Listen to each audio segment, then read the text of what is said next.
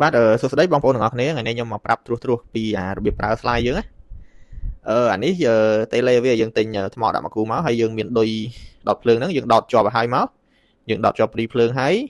យើងយកមកដុតមួយ slide នេះមកហើយវាចេញភ្លើងពណ៌ក្រហមបែបនេះយើងចុចប៊ូតុងវានេះមកពឹកមកបានហើយណានេះចុចមកពឹកមកវាចេញភ្លើងខៀវអញ្ចឹងយើងរងចាំវាសិនណារងចាំវាload screen មកបែបនេះណាអញ្ចឹងយើងរងចាំវាឲ្យវាដំណើរការឲ្យវាចេញជារូបភាពមកសិនណាហើយយើងមូលអា lens វានេះ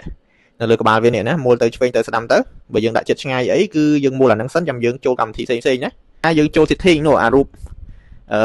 កូនសោនេះណា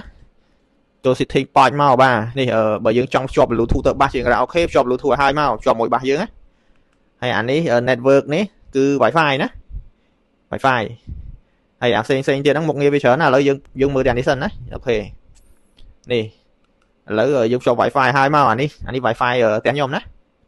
អញ្ចឹងខ្ញុំភ្ជាប់ហើយគឺវា connected អាហ្នឹងពេលយើងភ្ជាប់យើងក៏ចុចលើឈ្មោះ Wi-Fi ហ្នឹងទៅទីហោះនេះវាឲ្យយើងដាក់ password ដាក់អីចូលហើយបាទហើយយើងចង់វាយលេខយើងចុចយកលេខណាចង់វាយអក្សរយើងចុចយកអក្សរទូចអក្សរធំចុចអានេះបាទស្រួលហើយពេលយើងវាយរួចរាល់យើងចុចសញ្ញាគ្រីសនេះណានេះញ៉ាគ្រីសនេះឃើញទេចុងនេះឃើញទេអូខេហ្នឹងហើយអានេះខ្ញុំភ្ជាប់រួចហើយអញ្ចឹងគឺវាជាប់ហើយស្រេចហើយណាបាទអញ្ចឹងបន្តមកទៀតអានេះខ្ញុំបញ្យល់ស្រួលយល់ថាវាប្រើបានអីខ្លះអញ្ចឹងអានេះយើងដោតមួយកុំព្យូទ័រក៏បានដែរ HDMI ដោតកុំព្យូទ័រយើងបើកអាហ្នឹងអានេះដោត flash ដោត memory ក៏បានហើយឥឡូវយើងភ្ជាប់តែនេះសិនមកហើយយើងចូល YouTube មកណាស្រួល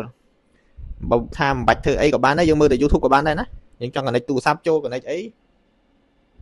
យើងរៀនតាមក្រោយទៀតក៏បានដែរឬក៏យើងចង់មើលតែ YouTube យើងចូលតែ YouTube មកណាសលេងវាមាននឹងស្ដាប់ហ៎បាទសលេងវាមានស្ដាប់យើងចង់ connect speaker ទៀតក៏បានដែរគឺមកក៏ play ហ្នឹងហើយនេះចង់ចាក់អីចាក់ហ្នឹងមកវាយចំណងជើងវាយអីនៅលើហ្នឹងមក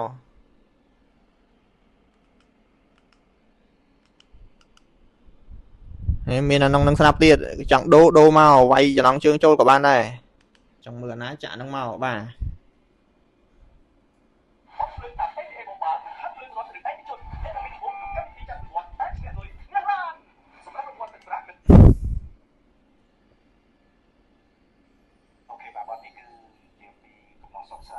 អានេះខ្ញុំចាក់បើកភ្លើងតិចណាបាទបើកភ្លើងតិចឥឡូវជាមួយខ្ញុំបិទភ្លើង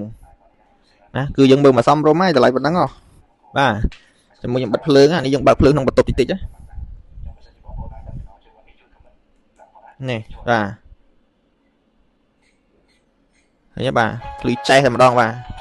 ដូចតែយើងមើលទូរទស្សន៍អញ្ចឹងបាទយើងមើលកុនអញ្ចឹង